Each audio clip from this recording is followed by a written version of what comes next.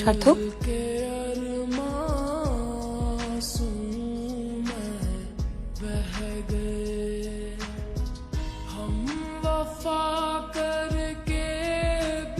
আপনার ব্যাগ।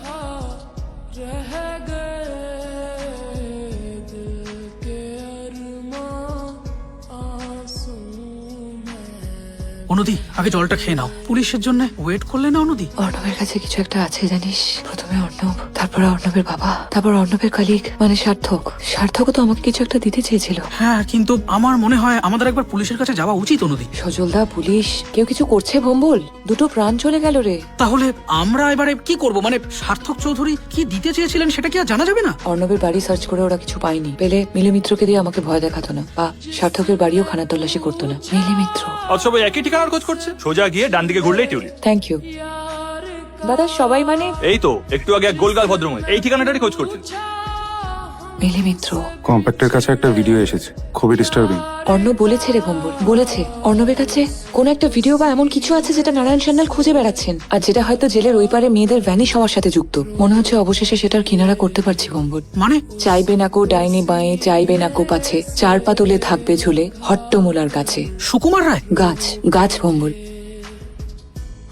ওটা তো বাবু এনে দিল তোদের অ্যাক্সিডেন্ট হওয়ার আগের দিন। চল। বন্দি মিনতি দেশাইয়ের মৃত্যু অত্যন্ত দুর্ভাগ্যজনক। প্রাথমিক তদন্তে জানা যাচ্ছে ভিকটিম মিনতি অপর এক বন্দি বিলকিস বেগমকে অস্ত্র হাতে আক্রমণ করেন। হাতাহাতি হয় দুজনের মধ্যে এবং হাতাহাতির সময় দুর্ভাগ্যজনকভাবে মিনতি নিজের অস্ত্রে নিজেই আহত হয়ে মারা যান। এই গোটা ঘটনার পূর্ণাঙ্গ তদন্ত চলছে। কয়েক মাস আগেই এই রূপপুর জেল সংবাদের শিরোনামে উঠে এসেছিল, জেলের মধ্যে প্রেগন্যান্সির ঘটনায়। তারপর আবার জেলেই এক মহিলা বন্দির, এখন আবার বন্দি মৃত্যু। আপনার কি মনে হয় জেলে সব ঠিক চলছে? দেখুন, কোর্ট তদন্ত চালিয়েছিল আগের অভিযোগের। তারা সে সময় বেআইনি কিছু পায়নি, তাও মুখ্যমন্ত্রী সতর্কতামূলক ব্যবস্থা নিতে বলেছে, আর তাই জন্য কারা দপ্তর আমার হাতে দিয়েছে। আমি যথাসাধ্য চেষ্টা করব রূপপুর সংশোধনাগারের ভেতর যাতে পূর্ণ তদন্ত হয় এবং ভেতরে যাই গোলমাল থেকে থাকুক না কেন তা যেন সমূলে উৎপাদিত হয়।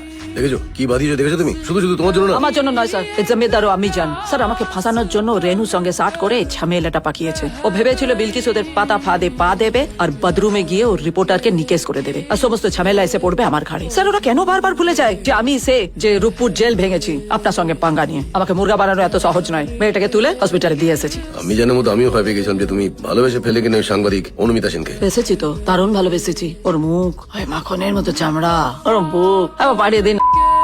ইচ্ছে তো করে ভালোবাসি, এবারে ভালোবাসার মতো পাঠাবো। একটু বেগরবাই করলেই ওই অনুমিতা সেনের ঠাই হবে তোমার ছেলে, পাক্কা। কি বলছেন স্যার? আমি বলছি প্যার মহব্বতের কথা, আপনি শাস্তির কথা বললেন। প্যার মোহব্বত? তোমার প্যার মোহব্বত কি শাস্তির চেয়ে কম নাকি বিলকিস?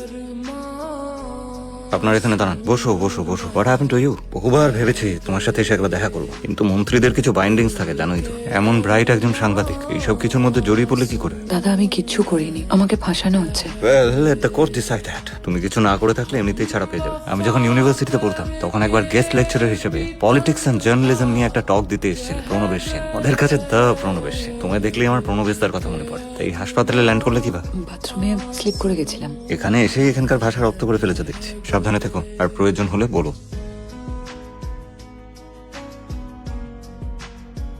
কি বই পড়ছেন নারায়ণদা? বলো শুভ্র, কেমন আছো? কি খবর তোমার? ঠিকঠাক। তবে ক্যাবিনেট মিটিং এ আপনার সাথে টাগ অফ ওয়ার্ডস খুব মিস করি নারায়ণদা। Oh really? Good to know that you miss me. তবে তোমাকে আমায় অনেক বেশি দিন মিস করতে হবে। সে কি? আমি তো শুনলাম আপনার লবি সেন্ট্রাল এজেন্সির সাথে ডিলটা ফাইনাল করে ফেলেছে, সুতরাং আপনার এখান থেকে বেরোনো তো শুধু সময়ের অপেক্ষা। আমি এখান থেকে বেরোলে তুমি তো বেশি দিন ক্যাবিনেটে থাকতে পারবে না। I shall surely miss you. রাজনীতিতে কেউ বন্ধুও হয় না, কেউ শত্রুও হয় না নারায়ণদা। রোলগুলো বদলাতে থাকে। আগে তো আপনি এখান থেকে বেরোন, তারপর বাকিটা নয় আমি দেখে নিচ্ছি। বই পড়ুন, সময়টা ভালো কাটবে। আসি। পুতুল, হ্যাঁ বলছি, তোমাকে আমি আগেও জিজ্ঞেস করেছিলাম তুমি ললিতা সর্দারকে চিনতে? হ্যাঁ চিনতাম। আমার কেসটা যখন কোর্টে চলছিল হঠাৎ করে খবর পেলাম অনেকেই সুইসাইড করেছে, যেটা একেবারেই সত্যি নয়, তাই তো? কেন মনে হচ্ছে তোমার যে ললিতা সর্দার আত্মহত্যা করেনি? পোস্টমর্টম রিপোর্ট সেটাই বলছে। আসল খবরটা চেপে দেওয়া হচ্ছে। পুতুল, ওকে কিভাবে খুন করা হলো প্লিজ বলো। ওরা ললিতাকে জ্যান্ত ঝুলিয়ে দিয়েছিল। বিলকিস বেগমের কাছে পৌঁছানোর কি উপায়? বিলকিস বেগমের কাছে যাওয়ার কথা ভুলেও ভেবো না তুমি দিদি। ও মানুষ নয়, ও তোমাকে ছিঁড়ে করে খেয়ে ফেলবে। পৌঁছবো কিভাবে? সুপার স্যারের যার উপর প্রচন্ড রাগ হয় তাকে বিলকিস বেগমের কাছে পাঠিয়ে দেয় শাস্তি হিসেবে। গাড়ি তো সিল্ড, তাহলে চল চল দাঁড়াও, আস্তে আস্তে সাবধানে সাবধানে, ঠিক আছো? আয়। এখানেই ছিল কাজটা, এখানেই ছিল। এইটা নাকি? এই তো এদিকে আয়, এদিকে আয়। কোনটা? এইটা এটা? হ্যাঁ, পেলি না,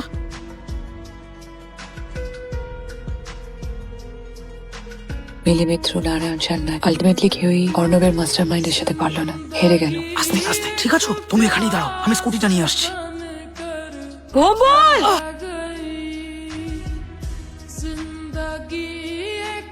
অনুমিতা, বলছি যে আমার না বাচ্চাটার খুব শরীর খারাপ, আজকে না বেশিক্ষণ আর থাকতে পারবো না, তাড়াতাড়ি যেতে হবে। তোমার কাছে পেন ড্রাইভ না কি আছে, একটু দাও না গো, দিয়ে দাও, নয়তো আমায় তো পুরো গলাটা নামিয়ে দিতে হবে না। কি হলো, দাও দাও দাও দাও।